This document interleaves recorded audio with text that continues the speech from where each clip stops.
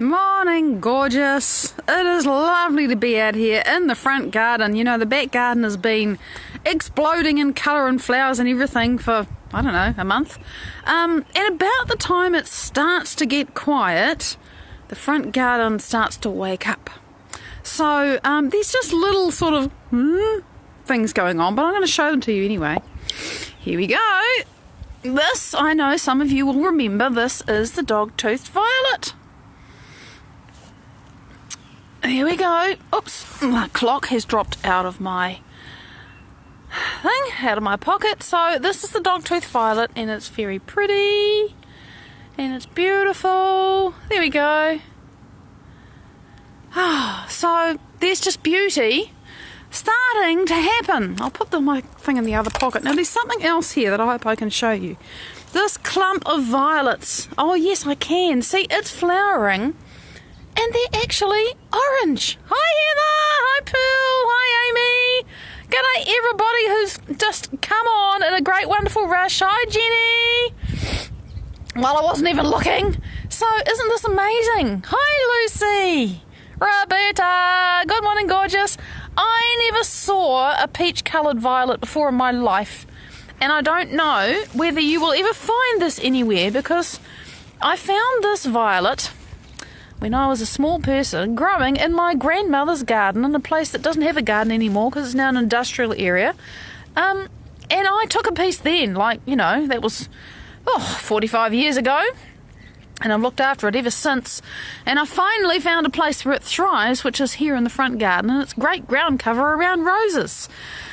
So that's happening.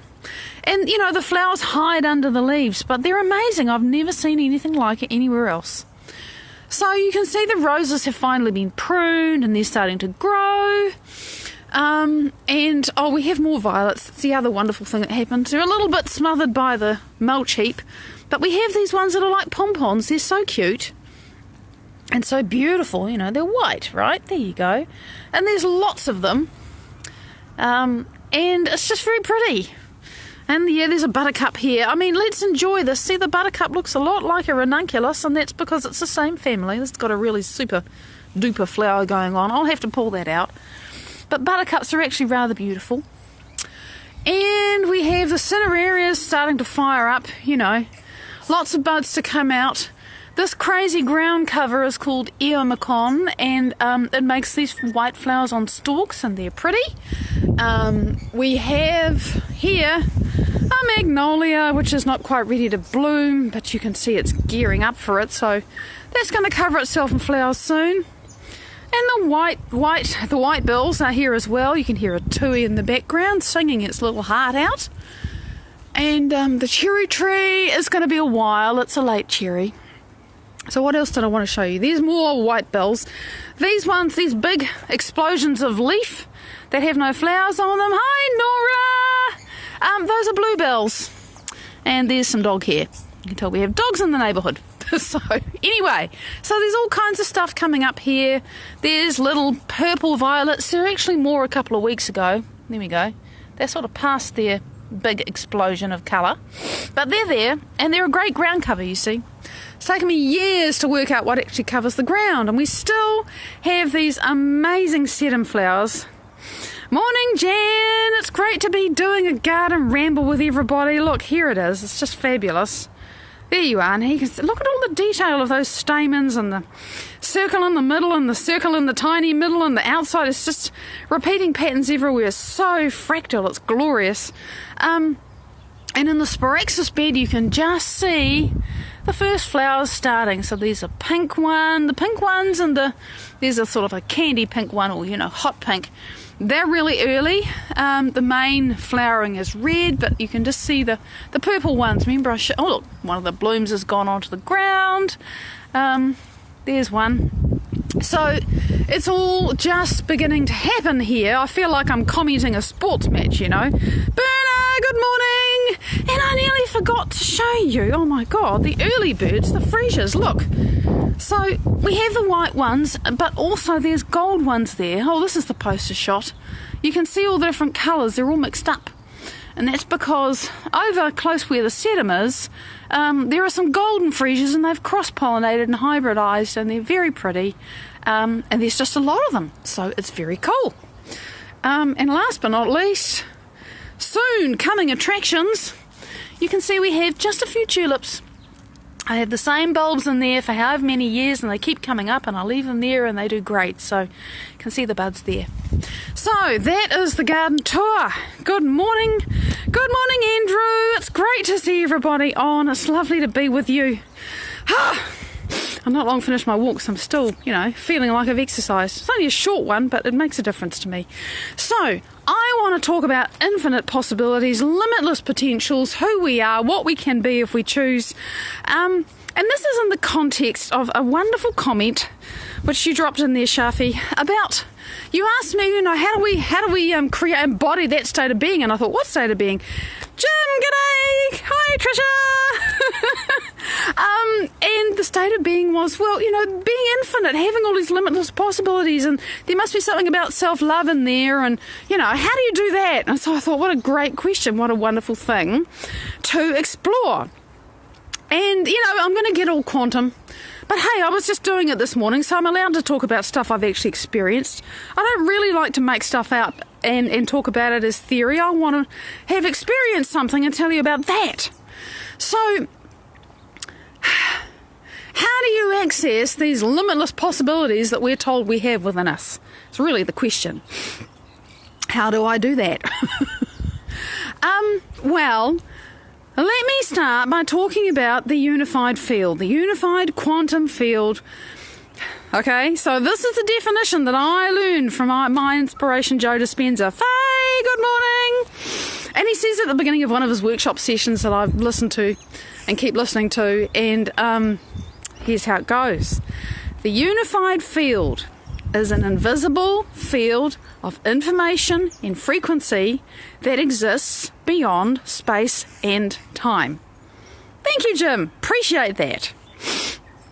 The unified field is an invisible field of information and frequency and energy and all of that. Stuff you can't see, right? Or taste or smell or sense, or at all with your senses. Now, your senses are no use there at all. Katie, good morning! And it exists beyond space and time. You think, oh, great. How the feck do I get there? And what use is that to me? Well, the first thing is, okay, I gotta paint a picture. I gotta lay down a path here. Okay, I've made a statement. How do you get there? Well, again, I'm quoting Joe because it's just easier to quote Joe and give him the credit for the study and the learning that he's done, which is what's informed me.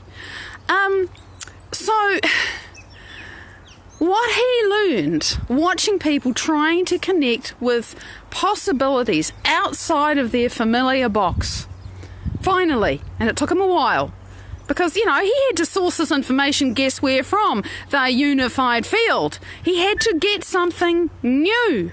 It's totally perceptible, Linda, but you can't use your five senses. Quite right. Gretchen, good morning. So, what he discovered is that in order to connect with limitless possibility, really you have to get beyond limitation. But what is limitation? Well, limitation is your familiar sense of self and who you think you are and what is possible and all your memories and all of that stuff. All of that stuff. So, how do you do that? Right? How do you do that? Well, you've often heard me talk about slowing down your brain. When you're, like right now, your brain is running anywhere from 12 to 25 to even 50 cycles a second if you're fired and wired and really upset or stressed or you're in beta brainwaves. You've got to be in beta brainwaves to pay attention. So beta brainwaves, they allow your brain to process information from the external world, and your brain's job is to make sense of what's inside you in terms of what's outside you, your inner experience, matching it up with the outer experience. Rebecca, good morning. So, that's what it does in beta. external world is most obvious to you. You're tuned in, you're plugged into your external reality with your 5 senses. When you close your eyes, you get quiet, you relax, you start thinking internally, you start having pictures, you visualize. And by the way, when you're learning, sooner or later, have you sat with a book or listened to somebody and they say something or you read something that's really interesting, and then you go inside, you think, oh, no, how that would, and you're starting to make an internal model, a picture inside your head and thinking, oh, this would fit here. And what's happening is that your frontal lobe is assembling networks together to make those new connections of that new fact that you're into integrating. But to do that, you have to go into alpha brain waves. You have to slow your brain down, and now it's 8 to 11 cycles a second.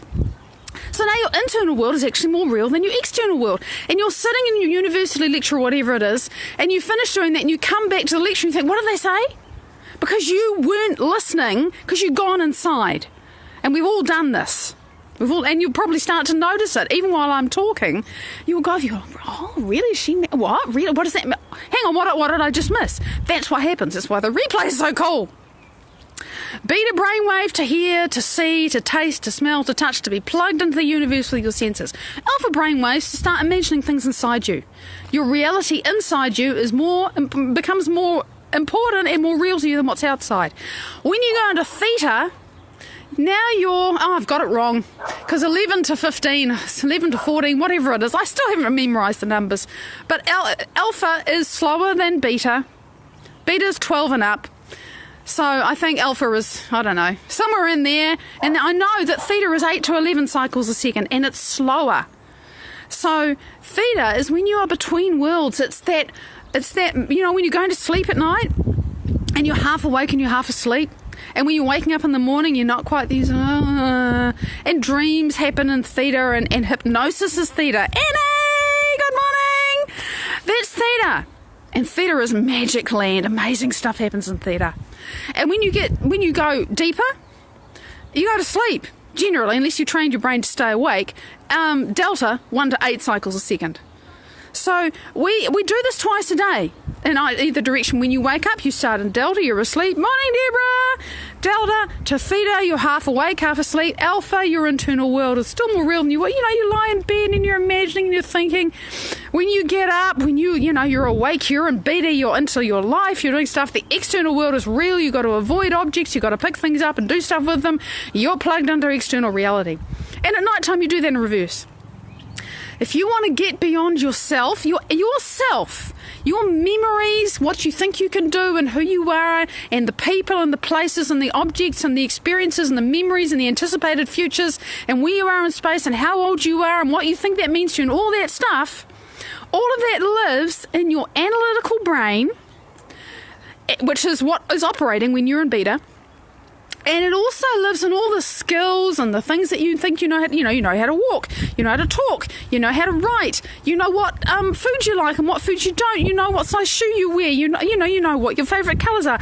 That is the autobiographical self. You know who you are. And then there's the stuff that you don't even know that you know how to do it. It's a skill, it's memorised, it's habitual, it's conditioning, it's just who you don't even know you are, and that's 95% of who you are, and that lives in your cerebellum, the hindbrain, the instinctual brain, the reactive brain, the brain that just does it. But to get into that's the place where we've got to change often when we have these limitations in place, because it's in the hindbrain, it's instinctual, it's just natural, it's who you are. Except it's not. You just built yourself that way because you didn't know any better. So you got to shut up, really, the thinking brain. You got to slow it down. And I've talked a lot other times about doing that. And the model that I use is Joe Dispenza's model of meditation, where you really learn and you start to be able to observe. I know when I'm in alpha. I know when I'm in theta. I'm starting to know when I'm in delta. I know what it feels like. I know when I'm there, and I know when I'm not. I know when my body and my brain are fighting me by throwing up thoughts and I get itch and crazy things. And then it stops, and I'm there. And so when I get beyond my body, I gotta get beyond my body, because I'm still in my body. I'm still in 3 dimensions. I've got to get beyond myself. my memory, my identity, who I think I am, and every person in my life. Andrea, you did make it! Whee! I got to get beyond all the people in my life, the people who push my buttons, the people who, I remember them and immediately, that's programmed in my hindbrain that I just go kapow when I think of that person. Trust me, it happens. I got to get beyond all the things in my life. I got to stop thinking about all the work that's waiting for me in my office. I got to stop thinking about the clothing that I need to repair or the shopping I need to do. That's a place I need to go. I got to stop thinking about where I've got to go, where I am, whether I like it or not, all of that stuff. And I got to stop thinking about where I was yesterday and where I'm going tomorrow or in the next hour. I've got to get right present into here and now. And when I do that properly, I lose myself. And I was there today and it was amazing. And when I completely lose myself, and there's a process that I do where I'm there in this, this limitless, endless, infinite, vast space of blackness. And I'm getting these prompts from Joe to expand my awareness, go out this way, go out that way. How far can you go? How big is everything? How far can you go behind you, above you, below you, whatever. And this time, I just couldn't go anywhere because there was no space. The space had all collapsed into this singularity. I know I've talked about this with some of you. It was just here and just now.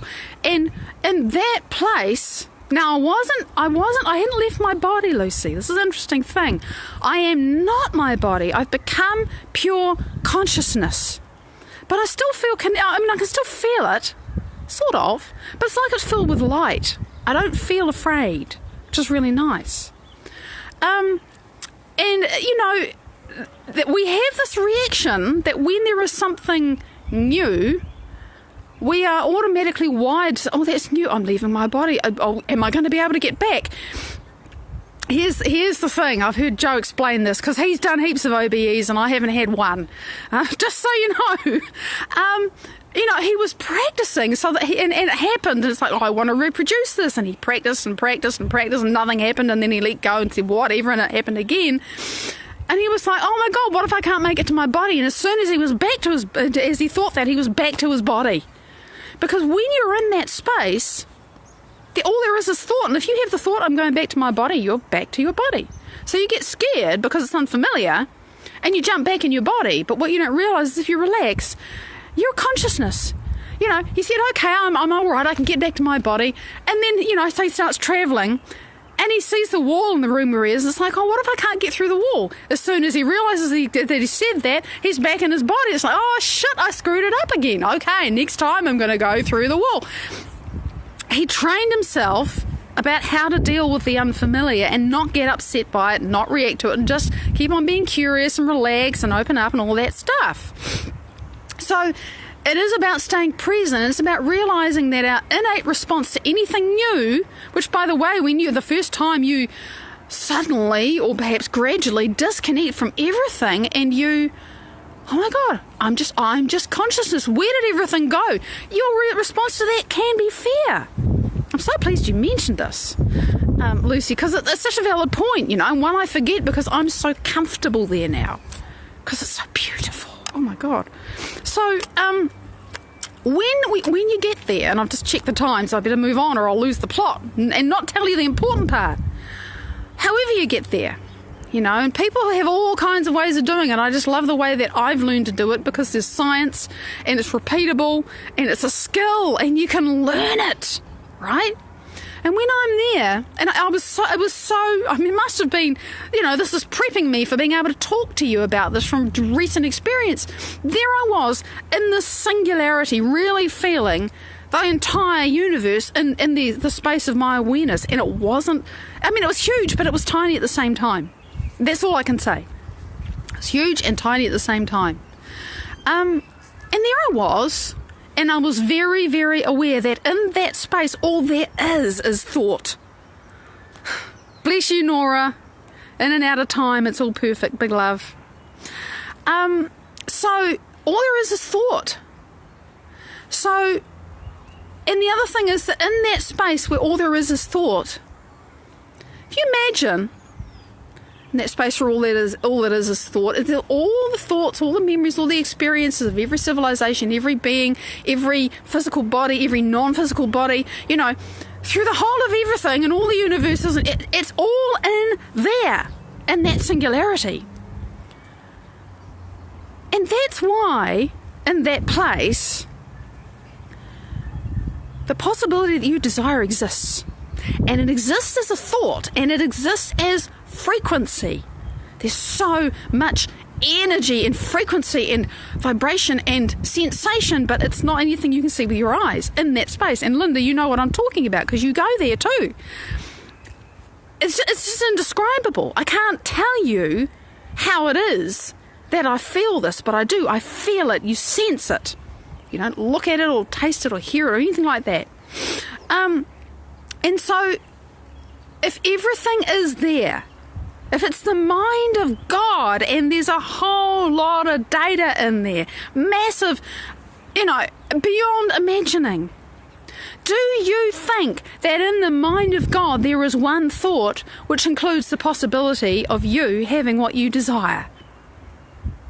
I mean, your desires, are they so special that God never thought of that happening for you? No, it's there. Which means, in this space where thoughts literally become things, and you're right, Andrew, I do know it. I really know this now. I'm still testing it every day. I'm still learning it and expanding it and growing into it, but I know it. All you have to do is make yourself a resonant match to what you desire. Which, all that work that you do, imagining who you want to be, who do I want to be, how does it feel? When you're in that space and you can summon that memory of who you've been practicing, in that space you're saying, burp, burp, burp, burp, burp, this is my transmission, this is who I'm being, universe, tune me to this, tune everything to this. And when you come back, it's like, it's not just, oh, I practiced that, it was really cool, it's good, I'm going to keep being this person. Some aspect of you has actually physically, neurologically, biochemically, energetically, emotionally, epigenetically changed because you got a download from the field because you connected. And you let go of some aspect of your old self because you got beyond your body and your and people and places and time and objects and everything else. You got beyond all of that. You became nothing. You merged with the mind of God. You can't do that without being changed. And you come back as somebody else. And I do that every day. And I always know that I've come back as someone else. I may not be able to say, oh, I'm this person that's changed now, but I always know, I feel it. I can't describe exactly what's changed. I just know it's changed. Yeah, it really does work, Heather. I know, because you're doing it too. We're all in this together. So it's such an exciting thing. I'm out of time. But, you know, this is how we are infinite and what we can do. And it's Friday. It surprises me every week. It's like, I know it's Friday in my head, but in my energy, what? Time? You mean the pattern gets to change now for 2 days, whatever they are? Yeah, it does. So, big love. Thank you so much for joining this conversation, this dance, this creation that we have every day. Enjoy the replays. They'll be the ones that put their hands up and say, pick me! And I will see you after the weekend, Sunday, Monday, depending on what side of the dateline you are. Big love. Thanks for joining us. Bye-bye.